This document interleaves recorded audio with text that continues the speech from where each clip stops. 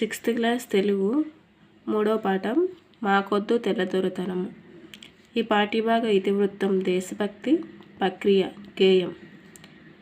పాఠం యొక్క ఉద్దేశం: ఆంగ్లేయుల పాలనలో భారతీయులు ఎన్నో కష్టాలను అనుభవించారు. స్వేచ్ఛను స్వతంత్రాన్ని కోల్పోయారు. స్వాతంత్ర్యం కోసం ఆనాటి ప్రజల ఆంగ్లేయుల పాలనకు వ్యతిరేకంగా చేసిన ఉద్యమం ఈ గేయంలో ఉంది. ఈ పాఠ్యభాగ రచయిత గరిమెళ్ళ సత్యనారాయణ. ఈయన జీవితకాలం 14/7/1893 నుండి 18/12/1952 వరకు. ఈయన శ్రీకాకుళం జిల్లా నరసన్నపేట తాలూకా గోనెపాడులో జన్మించారు. స్వతంత్ర సమరయోధులు, కవి, రచయిత.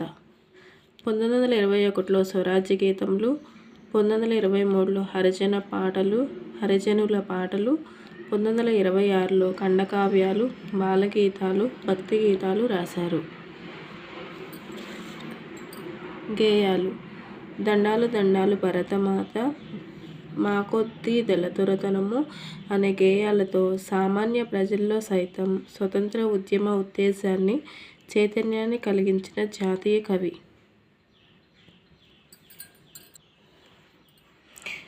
దేశభక్తి కవితలు రాసి జైలు శిక్ష అనుభవించిన వారిలో మొదటివారు గరిమెళ్ళ. గాంధీ టోపీ పెట్టుకొని పాఠశాలకు రావద్దు అంటారు.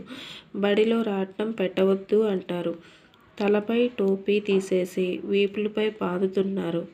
రాట్నం ఉపయోగించిన వారిని రాజద్రోహులుగా జమకడుతున్నారు. 144 సెక్షన్ చీటిని నోటికి తగిలించి మాట్లాడవద్దంటున్నారు. స్వతంత్రోద్యమ గీతాలను పాడవద్దంటున్నారు.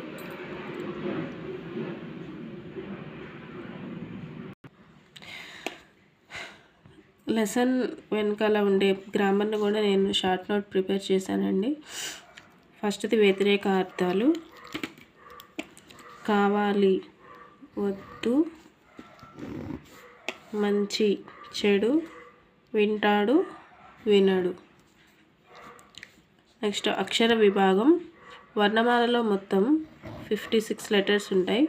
అందులో అచ్చులు 16, హల్లులు 17, ఉభయాక్షరాలు 3.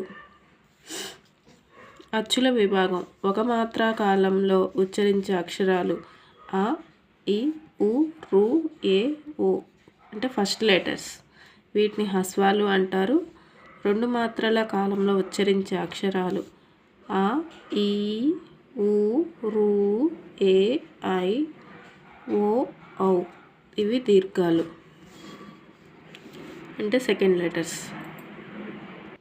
నెక్స్ట్ హల్లుల విభాగం. అంటే కా నుండి మా వరకు ఇలా 5 వర్గాలుగా విభజించారు.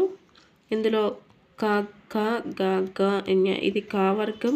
చ, ఛ, జ, ఝ ఈని ఛ వర్గం. ట, ట, డ, ఢ అన ఠ వర్గం.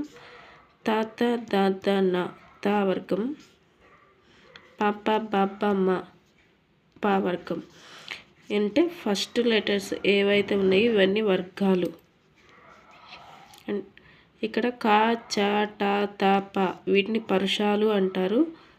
కఠినంగా పలికే అక్షరాలు పరుషాలు. వీటిలో కంపల్సరీ బిట్స్ వస్తాయండి. గ, జ, డ, ద, బ ఇవి సరళాలు. తేలిగ్గా పలికే అక్షరాలను సరళాలు అంటారు.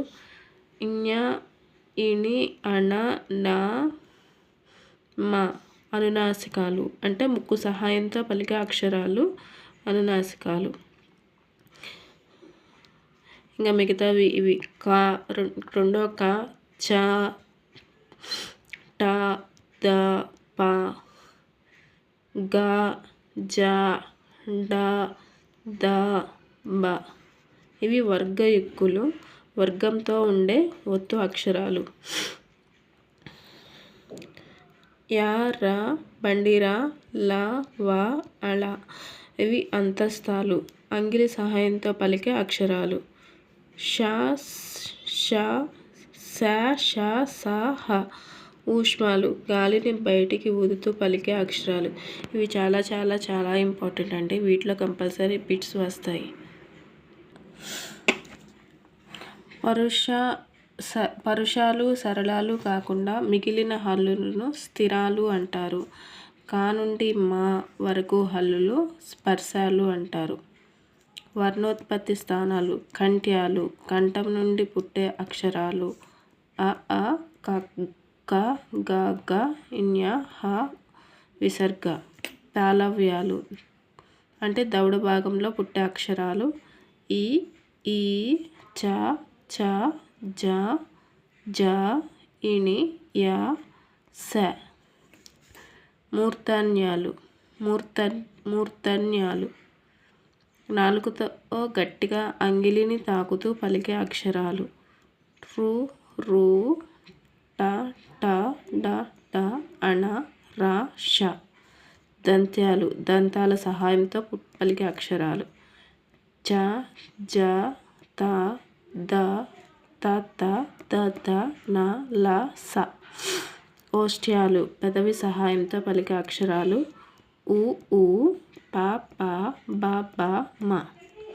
ఏ ఏ ఐను కంఠతలవ్యాలు అంటారు. ఓ ఓ ఔలు కంఠోష్ట్యాలు అంటారు. వాని దంతోష్ట్యం అంటారు. ఇలా టెక్స్ట్ బుక్ వెనకాల కూడా నేను గ్రామర్ ఇలా షార్ట్ నోట్స్లో ప్రిపేర్ చేశాను. ఈ వీడియో మీలో ఎవరికైనా యూజ్ఫుల్ అయితే కంపల్సరీ చూడండి. Thank you.